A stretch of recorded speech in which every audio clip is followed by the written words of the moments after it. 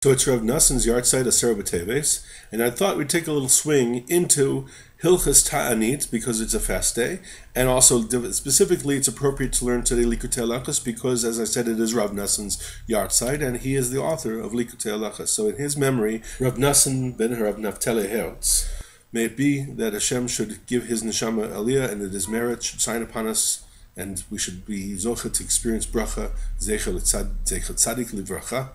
And here it says like this. We're going to do tiny Hilchos Halacha Gimel.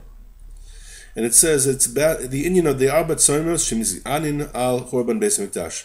The subject is the four fasts that we fast because of the destruction of the Beis Hamikdash. Asara B'Tevet is the day that the Babylonians laid siege to the Bayit Rishon. And it says like this: Al pi amama b'reishis le'enei kol Yisrael v'likutei Tinyana siman Zayin. This is based on Rabbi Nachman's teaching in the second section of Likutei Moran called Likutei Moran Tinyana, the section 67. And he says like this: V'aklal ki atzadik ha'emet hu ha'chein v'ha'pe'er v'hayofi shel kol ha'olam b'chinat Yosef.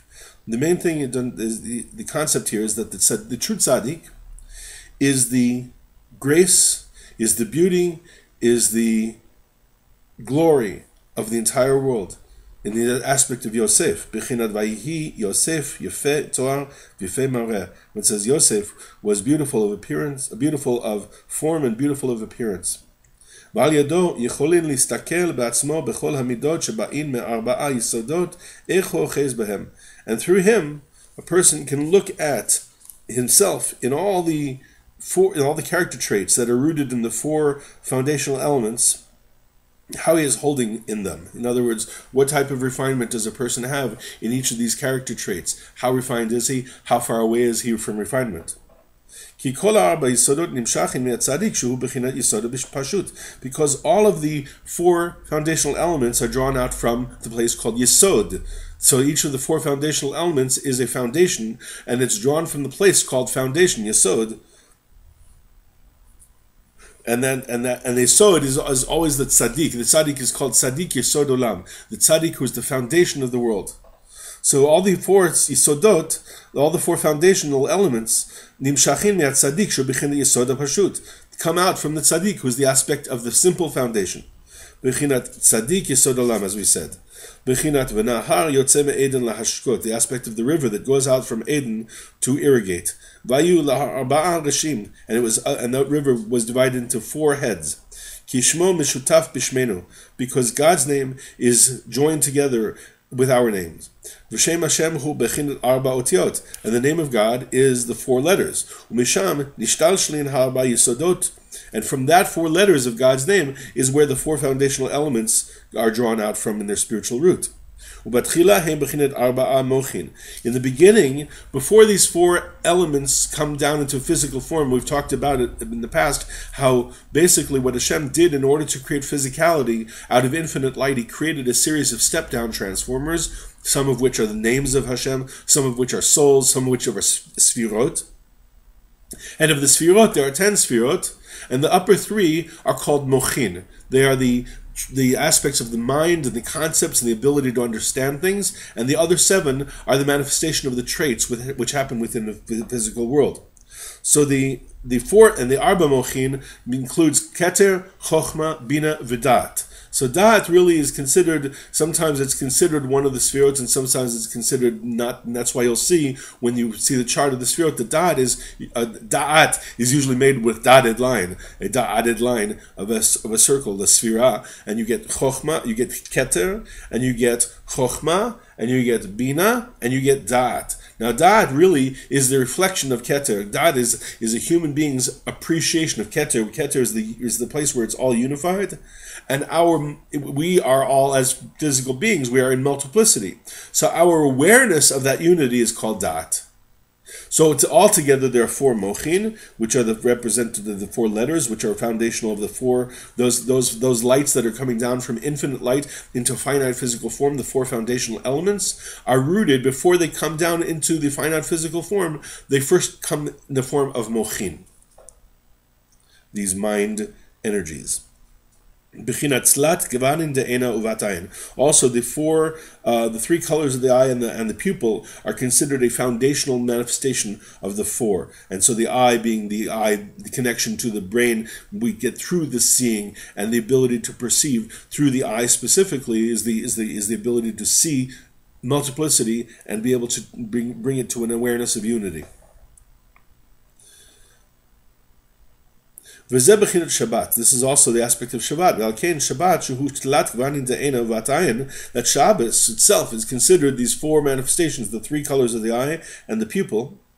The Shabbos is what illuminates to the holy temple, because we know that the 39 malachas of building the temple are nullified on Shabbat. So Shabbat, the power of the power of the Beit HaMikdash, the power to bring together a structure, is rooted in Shabbat, in the nullification of those 39 malachas on Shabbat.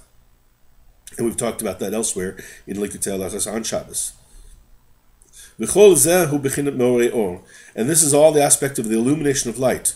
We talked about in another place in Hilchos Chanukah. We've talked about that the idea of Me'orei Or, Me'orei Eish, that there's an illumination of fire, which is the aspect of Hashem, the power of Hashem that consumes everything, that shouldn't be able to stand in the face of this blinding light, this blinding power that is Hashem. And yet, for Am Yisrael, we are Deveikim b'Hashem. We cling to Hashem. We're able to be nurtured from the light of Hashem. And for us, it's called Me'orei Or, which was the aspect of the Chanukah candle, taking the fire and manifesting as a flame. That is an aspect of putting the fire into vessels where it can be used and where it can shine forth in the physical world. When the Beis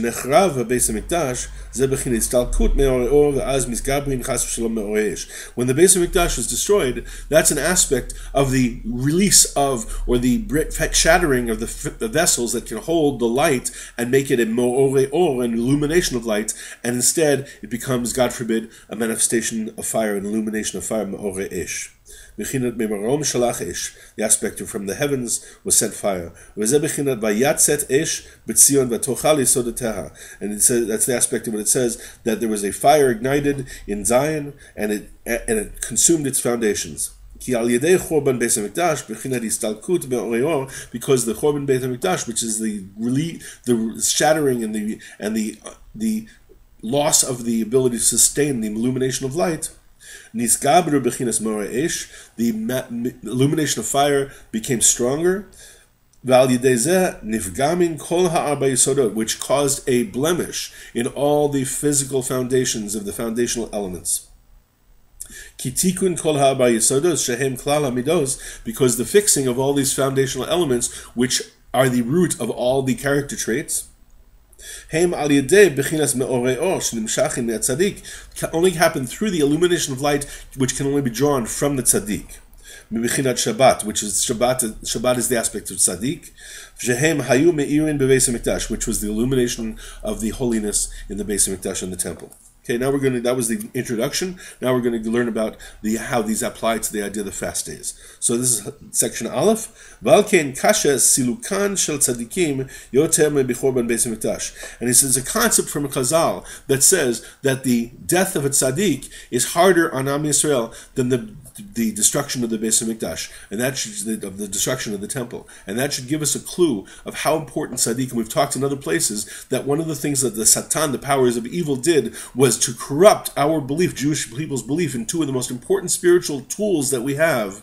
And Satan corrupted them so that we don't believe in them. And those are the belief in the connection to the tzaddik, which Christianity corrupted because they're forcing on us that there's this Jesus person that you have to connect to, and if you don't, then he's a deity, and he's the same manifestation of God, and if you don't connect to him, then you're damned in hell. So we, growing up in that Western environment, we've always resisted that. And yet, that idea, that belief is rooted in truth, that there is an absolute need to connect up to be connected to true tzaddikim, to the true tzaddikim, and not that they're not deified, that they're not worshipped, but we must connect to them. The second belief that was corrupted was the idea of personal prayer, of saying to God words of prayer in your own language, speaking like you'd speak to your closest friend. I remember when I was first coming into being observant Jew, I would hear people say that that's for the goyim. We don't speak like that. We only speak within the prayer. And yet Rabbi Nachman comes along and says, no. This is one of the most important things that a person can do. And he says is that a person cannot truly be a kosher Jew unless he does this. He calls it Idbodedut.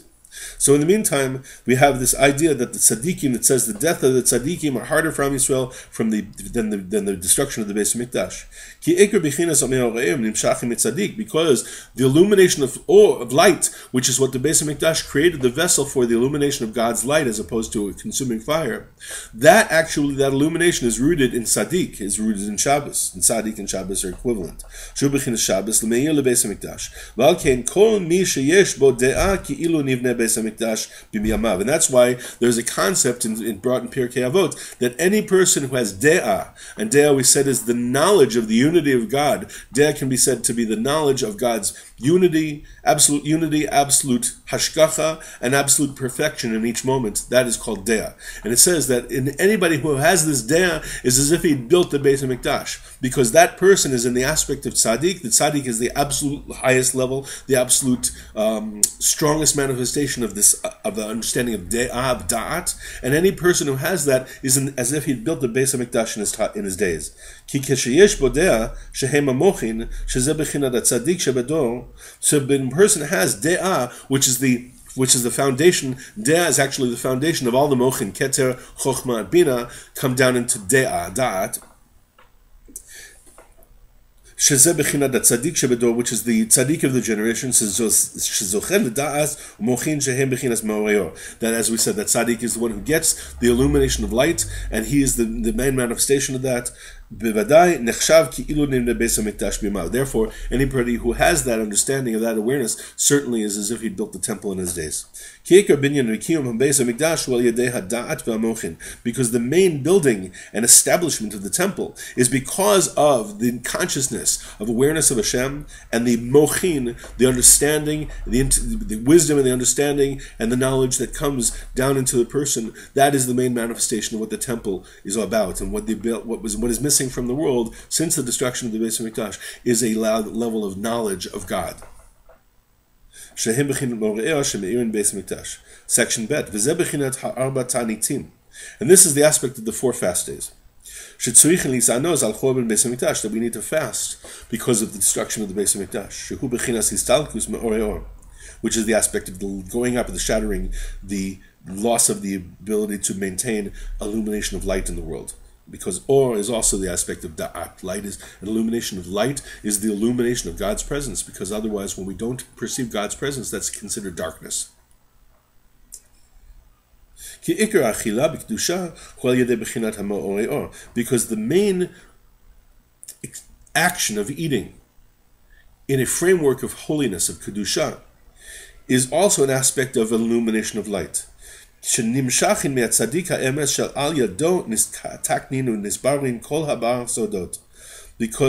through this meorior, which is drawn from the tzaddik, the true tzaddik, that through his power and his ability to manifest and direct spiritual forces, causes a fixing, a rectification, and a sifting of all the 4 foundational elements. Because all the types of food are also manifested, are made up of these 4 elements. Everything that we eat is made up of the foundational elements: earth, fire, air, and water. And when you, for instance, bread is the main manifestation of that, because bread has the aspect of the wheat is the earth, it's baked through the heating, the air is the rising, and the water is necessary and mixed in with the flour to make the bread. So the bread is the epitome combination of the 4 foundational elements, and bread is the foundational aspect of food. And therefore, food gives vitality to the body, which is also made of these 4 foundational elements.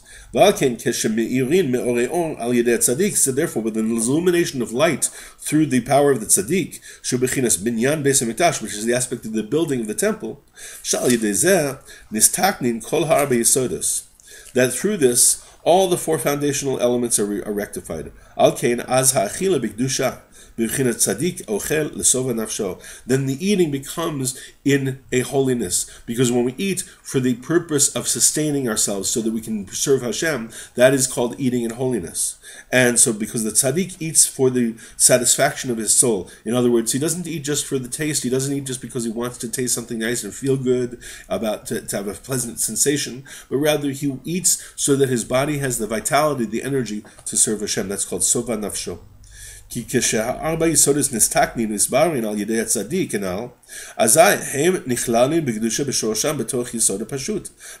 the four foundational elements are rectified and sifted through the tzaddik, then they are included in the aspect of kedusha, in their very root, in the aspect of the simple foundation. And then